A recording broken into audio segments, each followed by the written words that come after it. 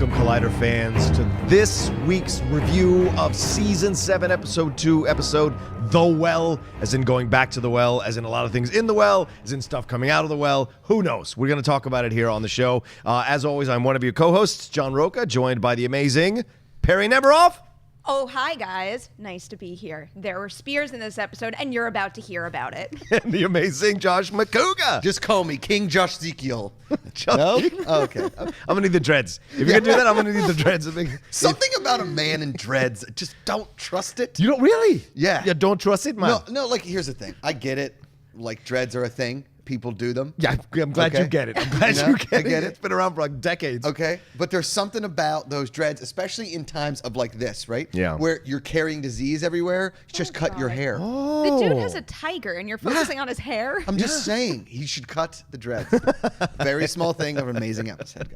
I thought this was, guys, as you know, we talk about the episode, we talk about what we like, what we didn't like, and then we'll end the show with thinking about what might be coming up next. So let's talk about what we liked right off the bat. Perri, do you have stuff you want to start with, please? I like King Ezekiel. Yeah. I like his hair. I like his tiger. I like everything about him. And I love the fact that this introduction came after the last episode. Yeah. Normally with Walking Dead, I tend to get frustrated where you focus on one thing and then you lose them for a couple of episodes. And I want to know what's happening. And of course, I do want to know what happens when they go back to Alexandria. But this kind of felt like the palate cleanser I needed.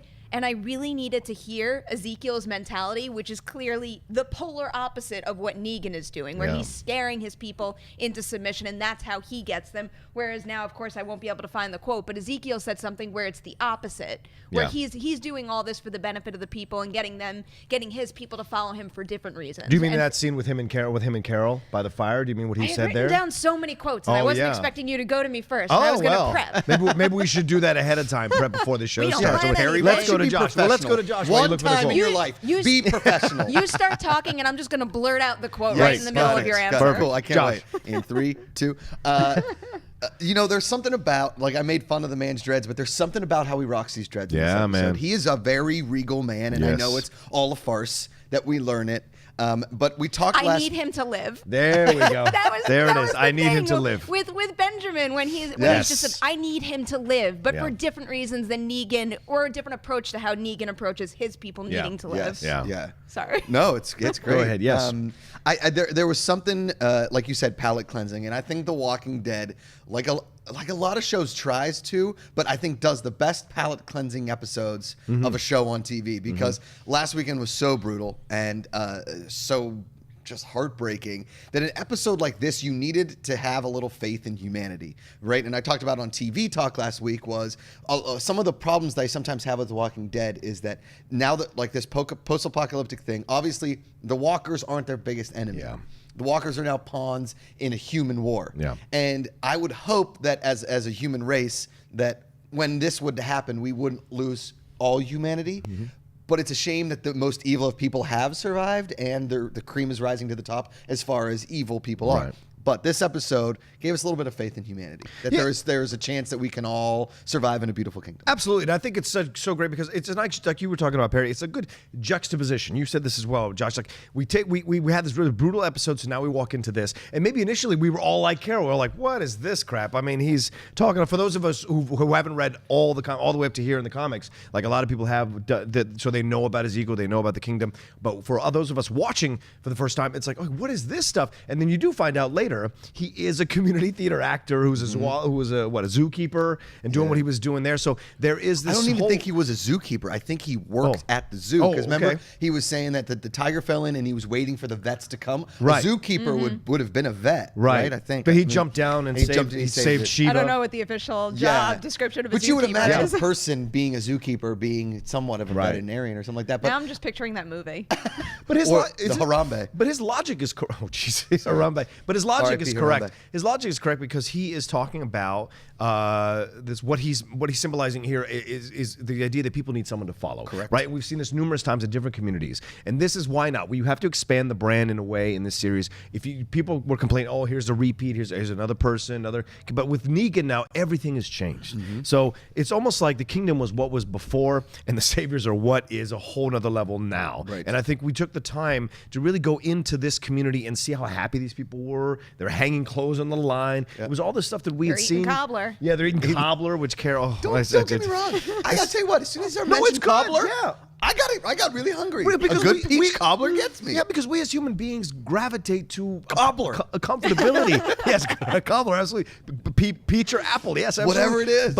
But people with, like what we saw in that small scene between the saviors and the kingdom, the people from the kingdom, there is a whole nother level they're playing with, right? And you just see that moment where he has to punch out his he gets the free shots for the henchmen, all of that stuff. But what's so great about this, the way they set up the show, right? Introducing Ezekiel, you have the pomegranates, right? These are all these little things, the pigs, the wind chimes, all these little things that symbolize peace, elevation, calm, calming a tortured soul. All these things are here because this episode focused on Carol's journey. Like we're picking up Carol left off, being carted away. She's recovering from, having that situation with the two guys, the two saviors that Morgan killed.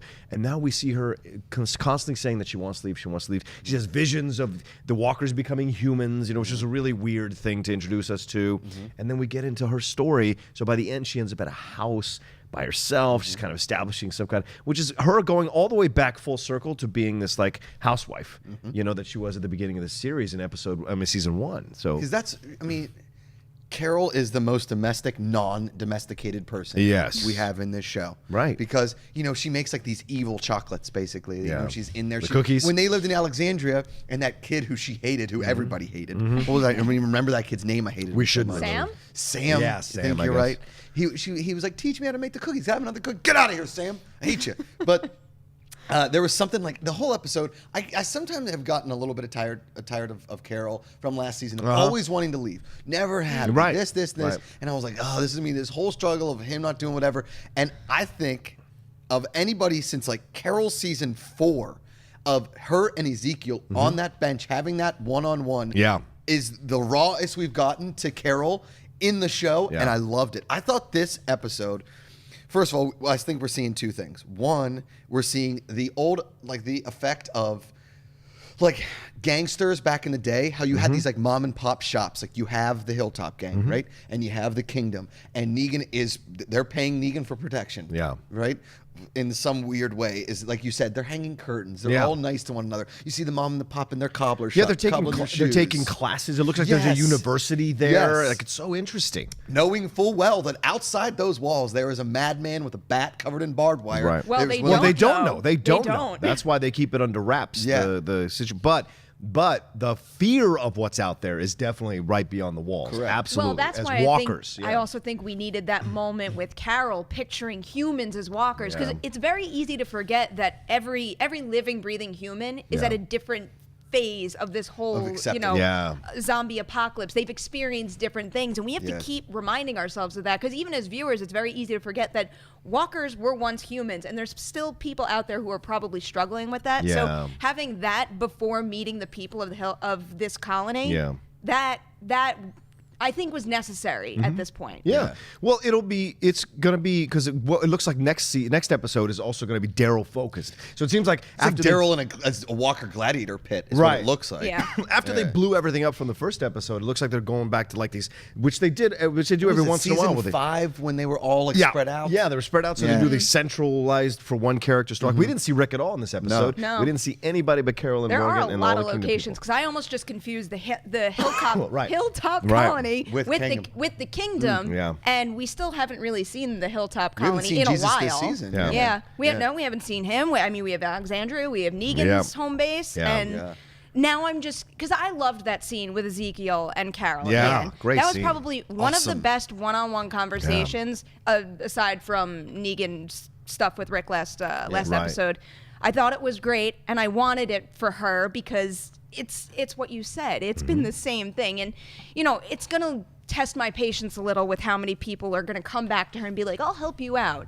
Like, okay, so you have to take someone's help eventually, or it's going to be annoying that somebody is going to keep putting their life on the line to go help you or to want to bring you back into the fold and make you live happily ever after. Yeah. So my question now is, did that ending imply that Carol will stay there and Ezekiel will just know that she's there, or did that moment mean, okay, come back now? Right. Well, I think she's there till she's ready to come back. And that's what we say, you could go but not go, which is she goes away in that she's not part of the community, but she's not gone that she can't come back. And not too far away. And there's she a can't come fence back around that house. Yeah, so she has her own like homestead to defend and protect, because this is where she's at in her journey right now. All she cares about is herself and protecting herself. She's not in a position to care about other people at this point, even though, because it would be her natural impulse to do so. She is stopping herself from doing so because she sees nothing but futility in what they're doing. Or it's the matter of her caring so much about people that it would drive her to kill. Exactly. And she can't kill. Yeah. So, and we saw Morgan kind of have a little bit of problem with the holding the weapon, holding the gun. Like she he's almost back on like his adopted path. his original problem. Yeah, and he's getting over it. Maybe that's the thing, is that Carol is kind of like a step behind Morgan, where she'll eventually follow his path. This was one of the few episodes, maybe in the last season and a half, where there was actually genuine smiles, not fakes. There wasn't fake smiles, but there was like a genuine happy kind of moment between Carol and Morgan. Yeah. You know, and Morgan has been totally humanized with us since we saw his origin story, right? And him trying to bring people back. And I think what was a cool thing of this episode was now I think Morgan knows to pick his battles. Yeah. He can train Benjamin because Benjamin needs that. Yeah. And he's teaching him a need of a thing, and he's trying to bring Carol back from the edge, but he knows, just like training the tiger and wrapping the tiger and like making the thing, is you got to give Carol her space to come back and realize that she needs the group, because you can't be alone in this world. It's just not a place for that. What do you think about this Benjamin stuff? What is this, we had that explained to us, that it was Ezekiel's, his father was Ezekiel's friend, and he got killed in this what do you call it, in this mission that they sent him on. And this could be something that it could be the House of Cards situation, because once they realize this guy's an out-of-work community theater actor portraying this illusion of a king, these people have put their livelihoods in his hands, and maybe he's not the most best military tactician. Have you seen and he got his dad Theater? killed. Right. I guess I've seen Community Theater. Yes, that's true. But like, we don't know. But I thought that was what that's going to. Well, no, I thought like the seeds that they planted with Benjamin were, I've read everything here twice. He's read even textbooks of air conditioner repair, he said. So he wanted that book. He sops up knowledge. He's a smart guy. Yeah. People like him. He's well spoken. He seems to know what's going on. People respect him because his dad was such a good fighter. But in this world, like in Roman times or in Greek times, it was the smartest that could also fight that were the kings. Right. So if he's able to not only lead people with his brain but with his muscle, he's an invaluable part of the kingdom. Yeah, I'm just excited because I like the actor who plays him, Logan Miller. He's a very talented kid, and he's done. What have I tons seen him in before? The most recent thing that's coming to my mind is Scout's Guide to the Zombie Apocalypse, which not many people saw. It was a lot of fun, that movie. Yeah. It's not the greatest thing ever. It's no surprise that it was, primarily on VOD, and it got a very limited theatrical release. Like he's getting a niche. He is a very talented kid, though, where most of the stuff I've seen him in is him, being loud and obnoxious and tapping into comedy. But I like him down to earth, a nice, normal, talented kid with potential. He's got a very Ethan Embry vibe. That's probably why I like him. Yes. Press stone. I do want to touch a couple of things now. The pomegranate is a symbol of righteousness. Okay. Pigs are a symbol of luck, overall good fortune. The wind chimes invoke happiness, peacefulness, and Shiva in Shaivism tradition, if I hope I'm saying that right, Shaivism tradition, is the creator, destroyer, and regenerator. Why wouldn't you put that name on a tiger? Yeah, that yeah. makes the most sense. That thing could create and isn't destroy at any point. Shiva the name of a tiger in something else? I know Sheba is the name of a tiger in something else. Is Shiva the Jungle Book tiger? What's the tiger in that? Shere Khan. Shere Khan. My bad. Sorry, guys. What's Johnny Quest? Didn't Johnny Quest have a tiger? Dad, he did have a tiger. We're way off base now. Sorry, Anyway, guys. so Macuga tangent. Let me start with what I didn't like. I did not like that pentatonics or whatever the Glee Club singing. What? I Don't love that. Are you think twice. kidding me? It's all right. Oh my God! Don't butcher Bob Dylan like that. It was so. I was driving me nuts. And the fact that they really were hammering it home with you that it's about Carol's journey and the whole song is about someone having to leave because they don't feel comfortable staying where they're staying and they've always been left. They're a wanderer. Give me an acapella group anywhere and I am in.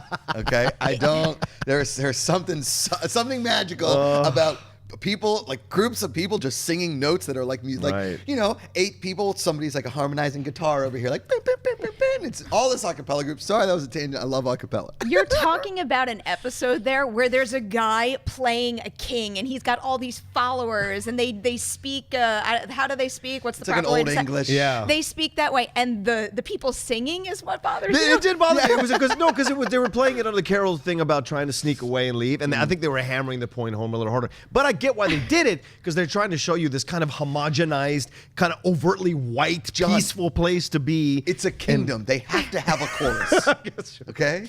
If there's auditions for kingdom chorus, there's a little pool tab on a thing. Yes. I liked that kind of stuff because it was a little infectious, and I found myself kind of going on the Carol journey a bit, but also buying into it. I think the fact that most of this episode is from her perspective is what made all that stuff work. Yeah. Because at first, that is exactly how it was. You're like, what is this crap? This is nonsense. Yeah. Any idiot would be like, oh, this is stupid.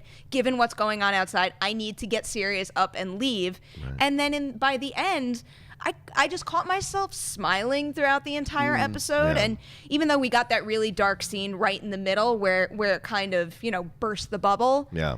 By the end, I still found myself thinking, like, I get his mentality. I get why he's doing what he's doing. It might be wrong, and essentially the kingdom is now this powder keg where the wrong person needs to find out what he's doing with Negan or the fact that he's a big fat bullshitter. Yeah.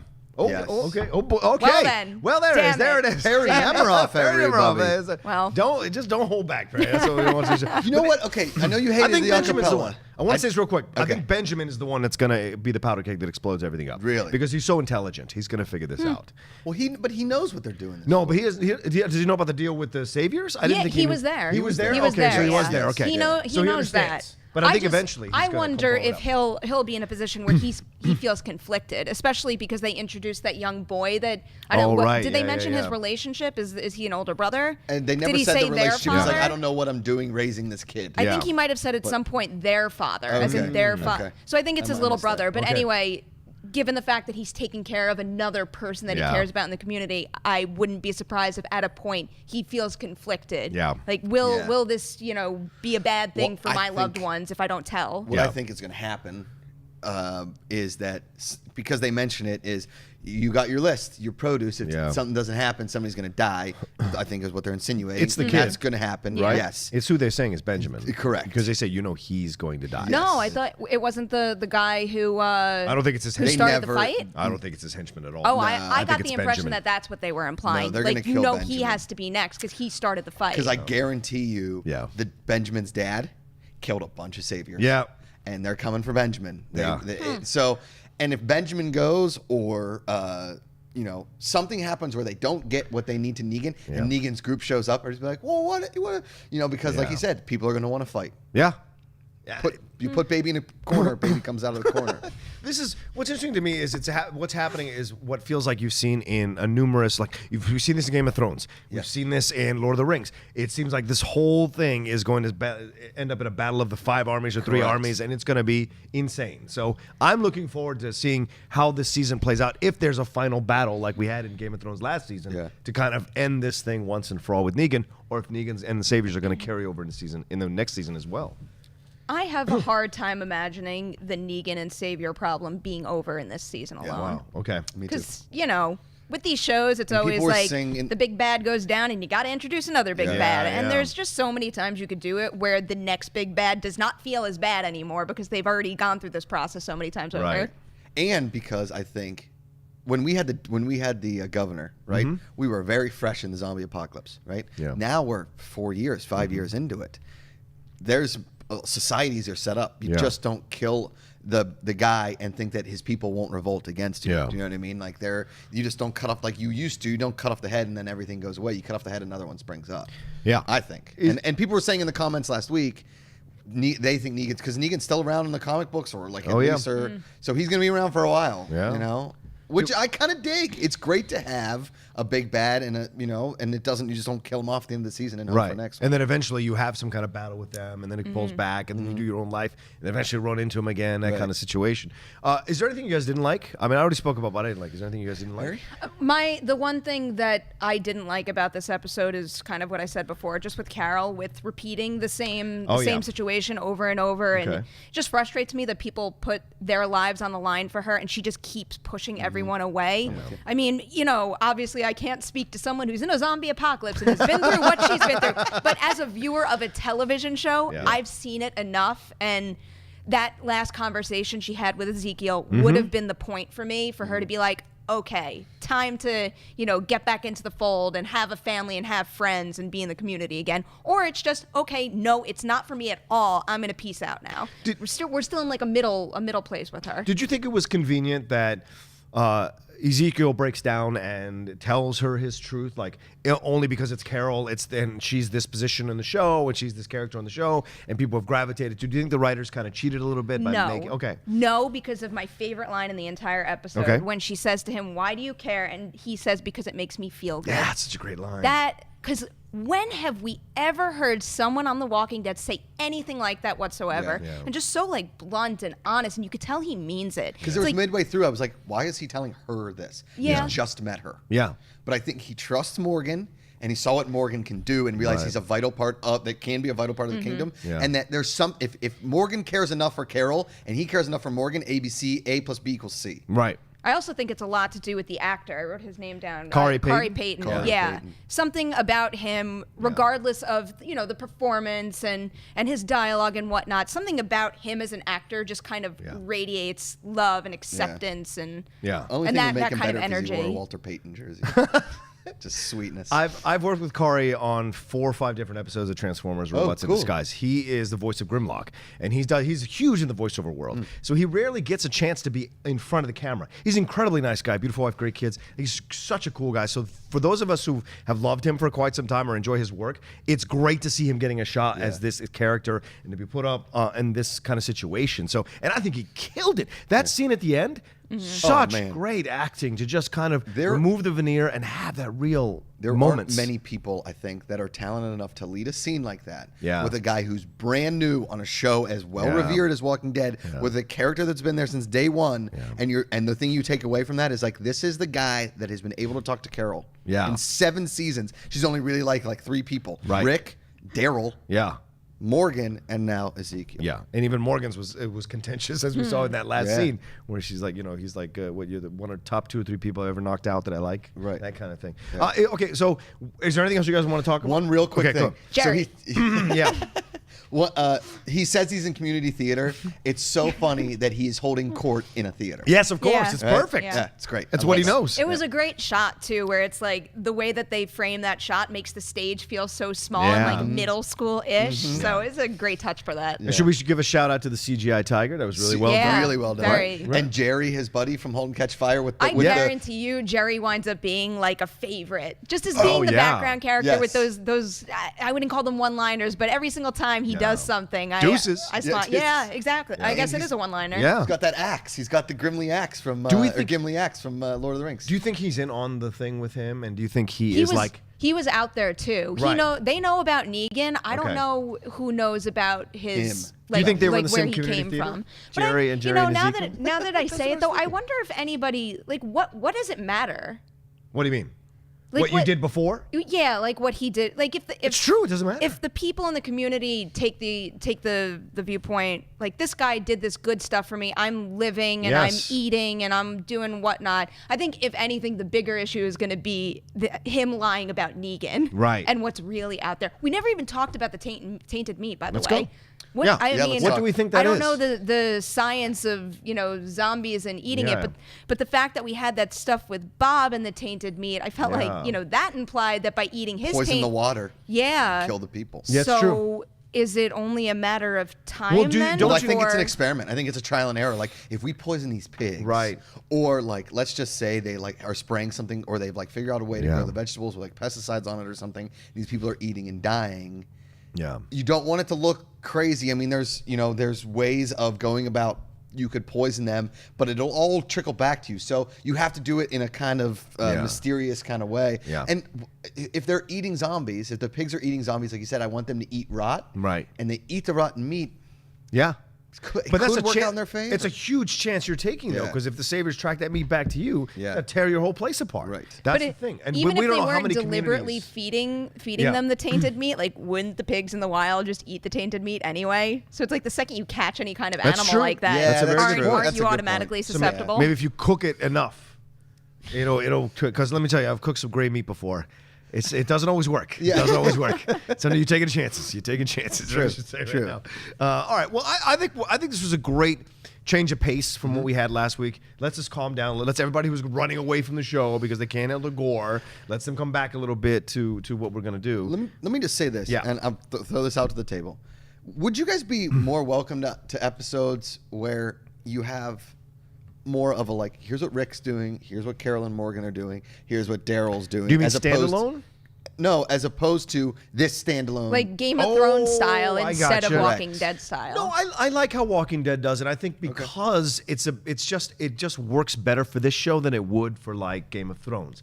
Because I don't think any of us are watching this episode going, what's going on with Rick? What's going on? But when we watch Game of Thrones, you want to see what's happening in all the kingdoms at the same time. I don't know. I think Okay. I am doing that a little bit, but not in a bad way. Like one factual thing that I did wonder the entire time we were watching this episode is what is the timeline of this episode? Because at one point she does say, or someone tells her that she's been asleep for 2 days. So like when exactly did this start? How much has happened to Rick and the rest of the gang? What are they doing now? So I am wondering that kind of stuff. But during the standalone episodes, I don't find my attention like wavering to other things in a negative way. Mine does a little Okay. bit. And I'll tell you why. Because last episode, obviously Rick and company are licking their wounds, literally. And I don't think we needed to know immediately where Rick and company are. They're obviously they're retreating back, yada yada yada. They're figuring things out. Yeah. Last season, when Glenn fell off the dumpster and that absurd thing, and we had to wait 3 episodes to get to figure out what happened with Glenn, thought that was absolutely silly. Well, that was different. Correct. Yeah. But okay, we just got a standalone. It looks like next week we're getting another Yeah. standalone. Yeah. We didn't see anything with Rick. No. So we're getting like 2 full episodes without the main part of the cast. Why not spend like 20? Well, 60 minutes. I see your point. Obviously, I just think what they're trying to do is establish these people on their own journey. So when they meet back up with the group, we have this background of what's been happening with them that we can bring into the meetup when it happens. That's Just what I think difference they're of doing it. opinion, But I that's get all. what you're saying. Yeah. There's something I appreciate about episodes having, being contained and having their very own beginning, middle, and end too. Yeah. Like I feel like Carol's journey in this episode never would have hit home like it did if it was cutting to other things going on. I feel like this story, for that character's sake, needed to be its own episode. Yeah. And there's no scarier Carol than OG's Carol. Oh, boy. There's no scarier Carol yeah. in the world. Man, that creepy. That's Gone Girl stuff. That's Gone Girl stuff. That giddy man. smile, that smile that's on your face after like a 10-hour car trip. Oh You're like, my I'm going to kill you. Right? Like that's... When she asked for tissues to deal with the cobbler, the abundance of cobbler, Cobbler. I almost lost my mind. I was ram screaming out of the room. Yeah. Because it scares the heck out of me when I she's will like say, that. on the mid-season finale, Yeah. I'm going to bring in a cobbler and we can all share it. Absolutely. Okay, I like the sound I of like that. this. What kind? Peach? Apple? I think we should put our favorite in a hat and we'll pick it. Can we whatever bring gets- some chocolate as well? I think I'm Okay. like more the chocolate side of Carol. Well, I we prefer can that. melt some Okay. chocolate Okay. sauce and dip our That's right. cobbler in. All it. right, done. We're saying put some chocolate. Some ice cream. Oh my Put gosh. ice cream, guys. And him bringing We're a the pumpkin. family here. And then you can sit in a wheelchair and just giggle. Cobbler. All right, let's wrap it up. Any final thoughts on this episode where we might be going next? No, but I will say, I think that... So you have no, I don't have any but- thoughts, but I will say. Oh, yeah, my bad on that one. Hey, guys. No, not on this episode, Okay. but going forward, I'm Yeah. really loving the setup for where this season's going. Yeah, me too. Really digging it. What about you, I'm, Perry? I'm very happy. I'm satisfied. I think Greg Nicotero did a great job directing both episodes, and I love this show. I can't get Yeah. enough of it. I can't wait for next week. Yeah, I absolutely enjoyed it too. I can already see people hating on the episode. I get it, why people might start hating on it a little bit, but I think this was the perfect episode to have right after that episode we had there at the start of the season. So I'm excited too for we're going to go in the season. All right, let's go around the table. Oh no, good. We did get a long spear in this episode. We did. Guys, there was a spear to the face when they were taking out some walkers. Just saying, start the long spear revolution. I warned you long all. spears. I said it was coming, and it did. Yes. All episode, I waited, guys. I waited. It's like, I don't know if it's a long spear. It's like a regular spear. It like a could be 20-foot's a long extended spear. into a spear. All right, fair enough. Right. You can tie some things up. Yes, okay. Well, let's go around the room, say where everybody can find you, Perry. You guys can find me on Twitter and Instagram at P Nemiroff. Collider Nightmares every Tuesday, Best of the Week every Saturday. And in addition to The Walking Dead, if you're also watching Ash vs. Evil Dead, you should watch that after show 2 after Ash. Check it out. That's so much. All right, Josh. Hey guys, Josh Macuga at Josh Macuga on Twitter, Instagram. Every Monday, tomorrow, we'll touch on Walking Dead a little bit on Collider TV Talk. We'll be dressing up as each other on the panel for our Halloween episode tomorrow, so check that out. You guys can see me every Saturday on Film HQ on Comic Con HQ and my YouTube show, The Josh Macuga Show on YouTube. I love that show. Josh McCook Show is a great show. It is a You guys great show. I watch every Yeah. episode. What? It's a fun show. Yeah, it's a great. I haven't been on that show yet, but it's a great show. I It's love fun. that show. You guys You can get to always drink beer in mugs and coffee mugs. Oh, that's great. You're Yeah. coming back on. Yeah. soon. Oh, no, there's no rush. Don't worry. I still love our episode that we did before, Between the Sheets. Listen, guys, you can always find me at The Rocha Says on Twitter and Instagram. See all the shows I'm hosting, co-hosting, and guesting on.